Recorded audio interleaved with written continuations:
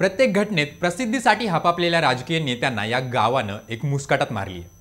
कोण मेलं तर तिथे जाऊन भाषण ठोकायचं, अपघातात मदत केली की फोटो टाकायचा, 10वीच्या परीक्षा असल्या तर स्वतःचा फोटो लावून शुभेच्छा द्यायच्या। पीआरचं हे ओंगळवाणं स्वरूप आहे। कॅलेंडरमध्ये जे काही आहे त्या शुभेच्छा देतात। मागे एकानं थॉमस एडिसनला वाढदिवसाच्या शुभेच्छा दिल्या।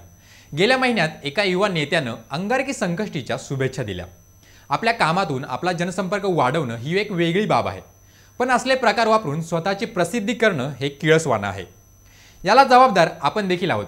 आपल्याला नेता आपल्या कानात बोललेला फोटो गाण्यावर एडिट करून टाकायचा असतो। गावात नेत्याच्या वाढदिवसाला त्याच्या पायाजवळचा फोटो लावून नेता माझ्याजवळ कसा आहे हे गावाला दाखवायचं असतं। आपला वाढदिवस किंवा बायकोचं डोहाळ जेवण, पोराचं बारसं असो किंवा नव्या गाडीची पूजा नेत्याशिवाय होत नाही। आपल्या या मागणीतून देखील पीआरला हे स्वरूप आलेलं आहे। पूर्वी मतदारसंघातल्या समस्या जाणून घेण्यासाठी नेत्यांचे दौरे असायचे।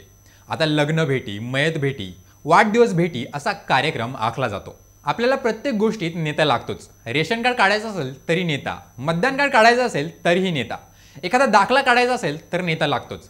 इतकंच काय भाऊ, बायकोच्या पोटात दुखतंय, प्रसूती वेदना होत आहेत तरीही नेताच लागतो।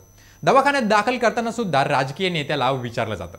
नेत्याशिवाय आपलं पान हलत नाही, नेत्याशिवाय ही कामं होतात हा आपला अधिकार आहे हे सुद्धा कळत नाही। जनता अशी पंगू झाल्यावर नेते अशा प्रकारे वागणारच। तुम्हाला हा व्हिडिओ कसा वाटला हे आम्हाला कमेंट करून नक्की सांगा आणि असेच नवनवीन व्हिडिओ पाहण्यासाठी मॅक्स महाराष्ट्र या आमच्या YouTube चॅनलला आणि Facebook पेजलाही नक्की व्हिजिट करा। धन्यवाद।